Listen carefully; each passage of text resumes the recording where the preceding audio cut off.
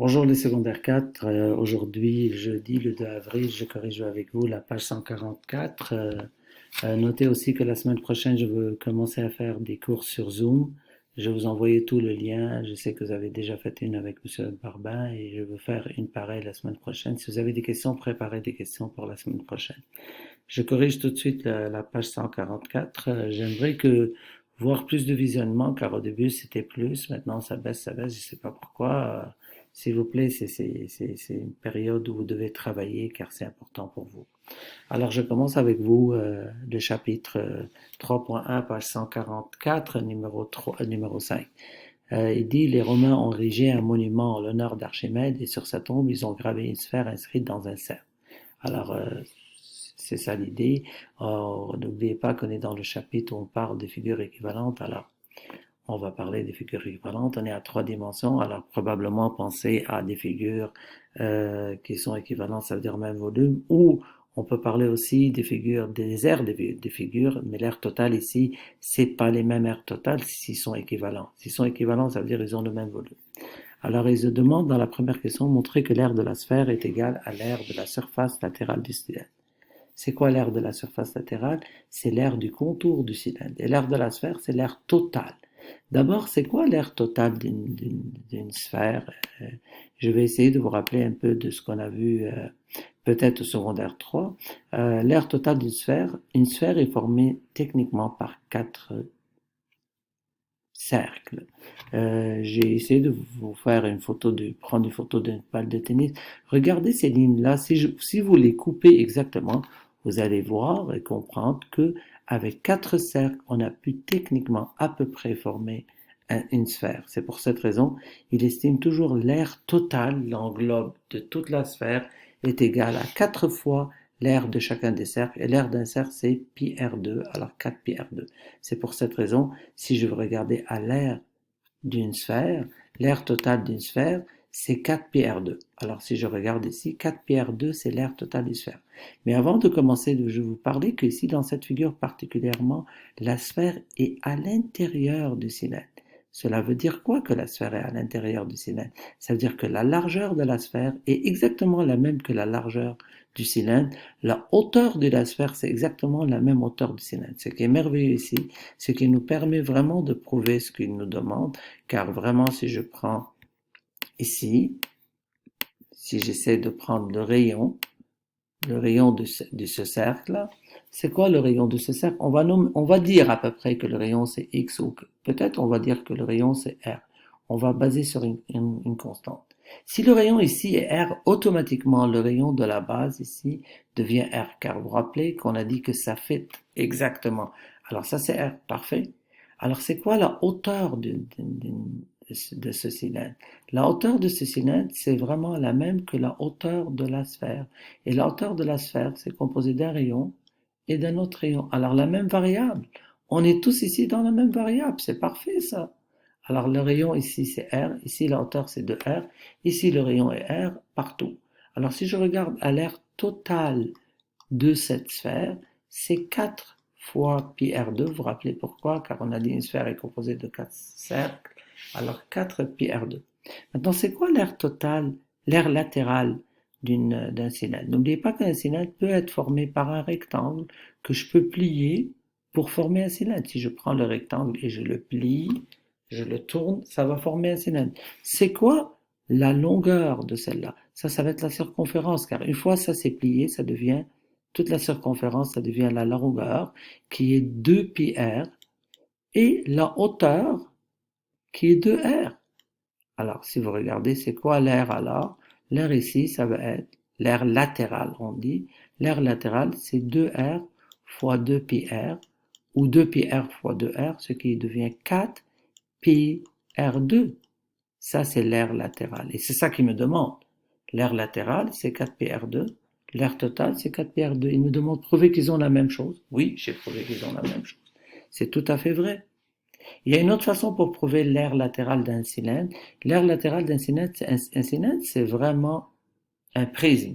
Et l'aire latérale d'un prisme, ça veut dire le contour du prisme, c'est toujours périmètre de base fois hauteur. Mais la base ici, c'est un cercle. Alors c'est quoi le périmètre de la base? C'est 2πr. fois hauteur, c'est 2R. On revient à la même chose. 2πr fois 2R, c'est 4πr2. Alors, j'ai vraiment répondu à la question A, par laquelle il vous dit, est-ce que vraiment ici, ils ont la même aire totale et même aire latérale, même si je regarde dans le corrigé vous dit, oui, ils ont, car c'est 4πr2, l'autre c'est 4πr2. Alors, on a bien répondu à la question A. Dans la question B, qu'est-ce qu'il vous dit? Dans la question B, si vous avez le manuel, s'il vous plaît, et le manuel devant vous, il vous dit, est-ce que cette sphère pourrait aussi s'inscrire dans un cube équivalent au cylindre? Qu'est-ce que ça veut dire un cube équivalent au cylindre? Alors d'abord, je dois dessiner un cube, très important, qui a le même équivalent, ça veut dire ici le même volume. Le cube, il a le même volume que la sphère. Ok. D'abord, c'est quoi le volume du cylindre? Désolé, on parle du cylindre, pas de la sphère. C'est quoi le volume du cylindre? Le cylindre, c'est un prisme. Le volume, c'est toujours l'aire de la base fois hauteur. Parfait. C'est quoi l'aire de la base? C'est pi r2 fois hauteur. C'est 2r. Vous vous rappelez, on parle de même rayon. On a une variable unique. Alors l'aire ici, c'est 4pi r 2 fois r. 4 pi r2, désolé. C'est 2pi r au cube. Ouf. 2pi r au cube, c'est le volume de celui-là. Alors vraiment, il faut que ça, s'il a un côté C ou X ou quelque chose, il faut qu'ils aient le même volume. Alors, s'ils ont le même volume, le volume du cube, c'est côté au cube, qui est égal à 2pi r au cube. Ça veut dire que X est égal à racine cubique de 2pi r au cube. Et racine cubique de 2pi r au cube, c'est racine cubique de 2pi. Si vous faites le calcul sur la calculatrice, ça va vous donner à peu près 1,8. Racine cubique de r cube, c'est r. Alors c'est 1,8 r. Alors ça, cette largeur, ça vaut 1,8 fois le rayon. Tandis que le cylindre, il a une largeur de 2 fois le rayon. Ouf! Comment tu veux rentrer à l'intérieur? Comment tu veux rentrer à l'intérieur de cette boîte quelque chose qui vaut 2 fois le rayon? Je m'en fous, c'est quoi le rayon? Disons le rayon c'est 1. 2 fois 1, l'autre c'est 1,8 fois 1. Comment tu veux rentrer le 2 dans le 1,8? Ça rentre pas. Alors ça va pas, ça fait pas, car ça c'est moins large. Et c'est pour cette raison il vous dit, remarquez, il vous dit non, un cube équivalent au cylindre a le même volume, celui-là il est 2πr cube. Alors si je fais la racine cubique comme j'ai fait exactement, regardez ce que je viens de faire, ça va donner 1,8 r. Comment tu veux rentrer 2r, quelque chose qui est 2r, dans 1,8 qui est plus petit, il ne va pas rentrer? Alors la réponse est non. Ça, c'était la question B. Si vous regardez à la question C, qu'est-ce qu'il vous dit? On va regarder dans la question C. Il vous dit, est-ce que l'aire de cette sphère, l'aire totale de cette sphère, est égale à l'aire, vous vous rappelez, on a dit, l'aire totale de la sphère est égale à l'aire latérale du cylindre. Vous vous rappelez? Maintenant, on va regarder, est-ce que l'aire totale de la sphère est égale à l'aire latérale du cube équivalent? Si oui, expliquez, sinon dites pourquoi. Regardez, rappelez-vous, qu'est-ce qu'on a fait pour trouver l'aire latérale ici de ce cylindre? On a cherché le contour. Alors le contour ici dans le cube, c'est vraiment pas compliqué. C'est 4 côtés. 1, 2, 3, 4. Le contour dans le cube, c'est les 4 côtés. Alors c'est 4 côtés au carré. Rappelez-vous, le côté, on vient de découvrir que c'est x. Alors l'aire latérale pour le cube, c'est 4x2. Mais le x, on vient de le découvrir en termes de r. C'est 1,8 r. Alors ça va être 4 fois 1,8 r, tout ça à la 2. Alors si je mets tout ça à la 2, je vais aller sur ma calculatrice, je vais faire 1,8 à la 2 et je veux le multiplier par 4. On va voir, est-ce que ça va me donner la même réponse? Je veux regarder 1,8 à la 2. Et toujours, s'il vous plaît, essayez de me suivre en même temps. Fois 4, ça va donner à peu près 12,96 R2.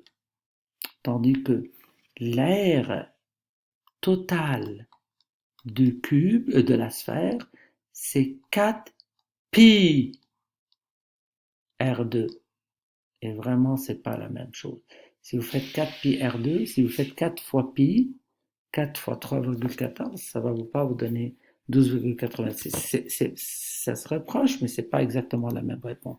Alors, si je regarde dans le corrigé, il vous dit non, l'aire totale du cube, c'est ça l'aire totale du cube. Comme je viens de la prouver là, vous vous rappelez, on a trouvé le côté x qui est racine cubique de 2pi, blablabla, soit environ 13,6 R2, tandis que l'aire de la sphère est plus petite, soit. Alors ils n'ont pas la même aire.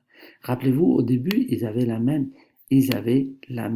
aire totale et latérale. Ici, une figure équivalente à la sphère, elle n'a pas donné la même aire totale, latérale, comparée à l'aire totale d'ici. C'est pas la même chose. Alors, c'est pas garanti que si une figure est équivalente, ça va le remplacer dans tout. Équivalence, ça veut dire elle a le même volume. S'il vous plaît, faites attention à cette histoire. Le 6, je vais vous laisser le faire. Le 6, c'est vraiment un casse-tête. C'est vraiment comme un puzzle chinois qu'on appelle le tangram. Je ne sais pas si vous avez déjà vu ça. Essayez de le voir. Je vais laisser le 6 pour vous. Vraiment, je peux l'expliquer dans un autre cours. Moi, ce que je veux maintenant faire, c'est regarder avec vous le 7. Le 7 aussi, c'est pas une question qui est facile. J'aurais dû vraiment aimer qu'on soit ensemble en classe pour vous expliquer ces histoires-là, car je sais que c'est pas très évident de les voir sur un cours virtuel comme ça, je sais, mais je répète, on est devant une situation qui est pas normale, pas ordinaire. Alors j'aimerais qu'on regarde ça. Dans le numéro 7, il vous parle de l'entreprise de fabrique de structures en béton sur mesure. L'une de ces structures demande la forme de 2 prismes superposés tels que l'illustre la figure. Ça veut dire qu'on a ici un prisme rectangulaire ou peut-être à base carrée, ici un autre prisme à base carrée et on les met l'un sur l'autre. C'est correct, c'est un prisme à 3 dimensions et on a mis l'autre sur 3 dimensions et on a vraiment eu la même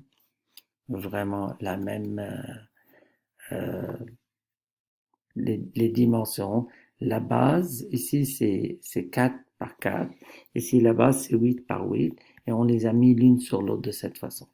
Il vous dit trouver une façon plus simple de découper ce solide pour que les morceaux obtenus puissent être ensuite regroupés en un seul prisme dont la base carrée a une aire de 16. Alors vraiment, toute cette figure, vous devez la convertir à une figure qui est équivalente. Puis, vraiment, trouver une façon plus simple de découper ce solide pour les morceaux obtenus pour un seul prisme. Alors, on veut le mettre en un seul prisme. Alors, écoutez, je ne veux pas vraiment perdre beaucoup de votre temps. Je veux dire, la technique gagnante ici, c'est la suivante. Si, regardez ici, si je vais essayer d'utiliser le crayon, voir si ça marche. Ok, j'espère. Ok, on va essayer d'utiliser le crayon. Si je prends une ligne qui va comme ça, n'oubliez pas, ça c'était 8. Alors, automatiquement, elle a coupé le 8 en 2 parties. Ça vient 4, ça vient 4. Et je fais la même chose ici. Alors, regardez qu'est-ce que j'ai fait. J'ai coupé ce gros bloc en 4 morceaux. Alors, ça va être coupé d'ici, regardez. Je vais recommencer là. Je vais le prendre ici un peu, tout petit peu, oui. Alors regardez la solution, c'est très facile. Et la même chose ici. Je peux recommencer de là à là. Remarquez qu'est-ce que j'ai fait. Alors nous, on a coupé ça. Alors, regardez qu'est-ce que ça se passe. Ce bloc, il est coupé en 4 blocs. Chacune a une base de 4. Pourquoi? Car c'est 4 décimètres. Alors 4, 4, 4, 4. Alors, regardez, ça va faire une figure qui est accumulée